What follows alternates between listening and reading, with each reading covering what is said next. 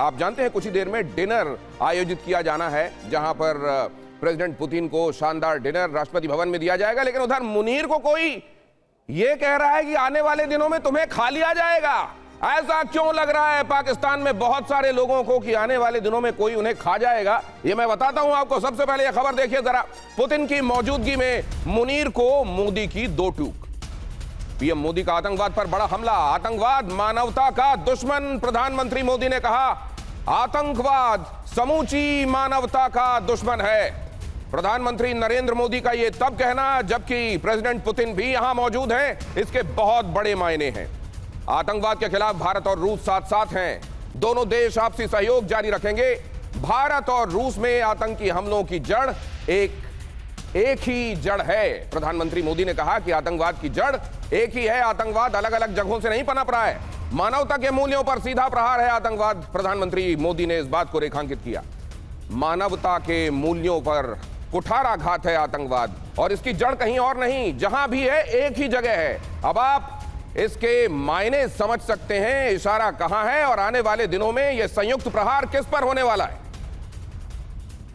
आतंकवाद के विरुद्ध लड़ाई में भारत और रूस ने लंबे समय से कंधे से कंधा मिलाकर सहयोग किया है।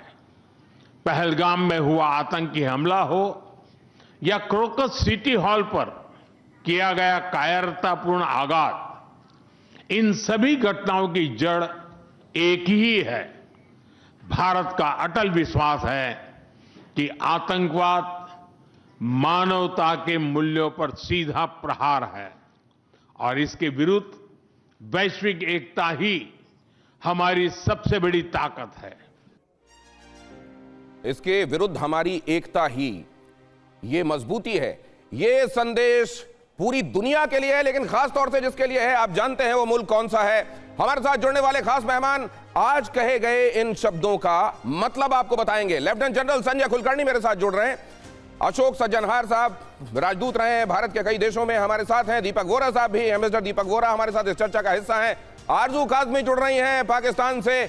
ये शब्द जब वहां तक पहुंचे तो कैसे इंटरप्रेट किया गया आपको बताएंगी। और इसके अलावा हमारे साथ हमारे संवाददाता मनीष झा, जो कि पूरे दिन प्रेसिडेंट पुतिन की गहमा गहमी पर निगाह बनाए हुए थे।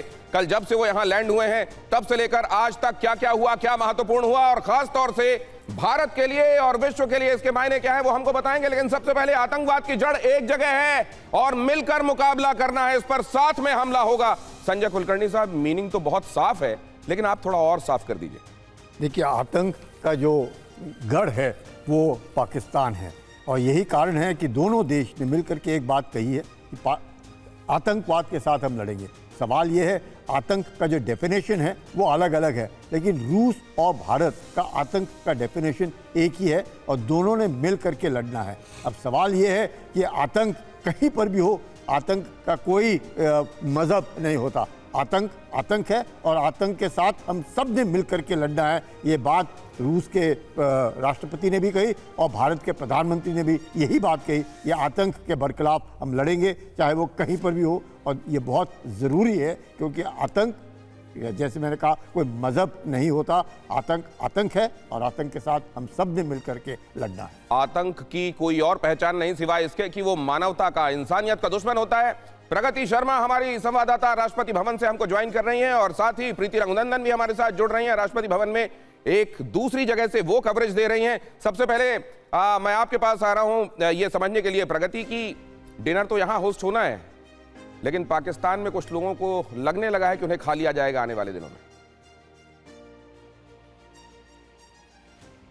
बिल्कुल दिनेश, और उसकी वजह यह है कि जिस तरीके से जॉइंट स्टेटमेंट सामने आ रहे हैं, जिस तरीके से एक के बाद एक मोहर लगती दिखाई दे रही है, ग्रीन सिग्नल मिल रहे हैं दोनों देशों की तरफ से, उससे साफ है डर तो पैदा होगा ही। फिर दोस्ती की जो अलग अलग चमकती तस्वीरें सामने आ रही हैं, उससे भी बौखला रहा है पाकिस्तान और उसका ही असर देखने को मिल रहा है। मैं लौटूं इस पर, लेकिन इससे पहले आपको तस्वीरें यहाँ की दिनेश में दिखाना चाहूंगी। बेहद ही खूबसूरत नजारा अभी से देखने को मिल रहा है। पूरी तैयारी कर ली गई है है और इन मैन मेड लाइट्स में रोशनी से सराबोर राष्ट्रपति भवन की ये तस्वीरें आपको दिखा रही हूं मैं। थोड़ी देर में यहां से काफिला आगे बढ़ता हुआ दिखाई देगा राष्ट्रपति व्लादिमीर पुतिन का, और जैसे ही वो यहां एंट्री करेंगे ट्राई सर्विस बैंड तैयार है पहले से, जो धुन बजाएंगे ना सिर्फ बॉलीवुड गानों की बल्कि रशियन सॉन्ग्स की भी उस तरीके से स्वागत किया जाएगा। फिर करीब 150 मेहमान वहां पर होने वाले हैं, तो कोशिश यही है कि जब मेहमान मौजूद रहेंगे, खास तौर पर पुतिन की बात करें, प्रेसिडेंट पुतिन के अलावा जो उनके साथ डेलीगेट्स पहुंचे हुए हैं, ऑफिशियल्स पहुंचे हुए हैं, उन्हें खुश करने के लिए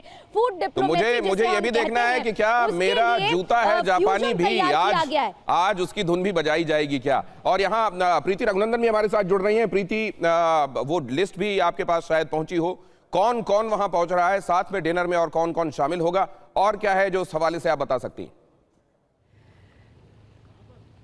दिनेश, देखिए, अमूमन इस तरह के स्टेट डिनर जब रात्रि भोज राष्ट्रपति की तरफ से, द्रौपदी मुर्मू जी की तरफ से आयोजित किए जाते हैं तो उसमें प्रोटोकॉल है कि प्रधानमंत्री मोदी रहते हैं, उपराष्ट्रपति रहते हैं और तीनों सेनाओं के अध्यक्ष रहते हैं, साथ ही कैबिनेट मिनिस्टर्स रहते हैं, स्टेट मिनिस्टर्स रहते हैं, और वो तमाम हुज हू नज़र आते हैं जो भारत की पहचान होते हैं। और इसके साथ साथ रूस के राष्ट्रपति व्लादिमीर पुतिन के साथ साथ उनका जो डेलीगेशन है उनके भी तमाम जो सदस्य हैं वो शामिल होंगे।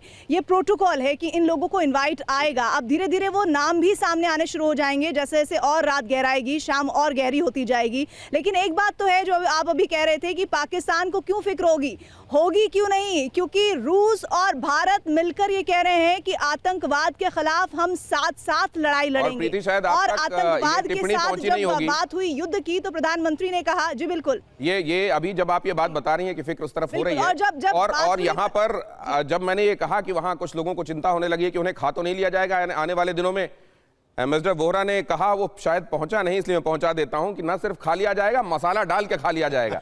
अब ये आतंकवाद के पैरोकार, आतंकवाद को पनपाने वाले और ज्यादा बहुत देर तक चल नहीं पाएंगे।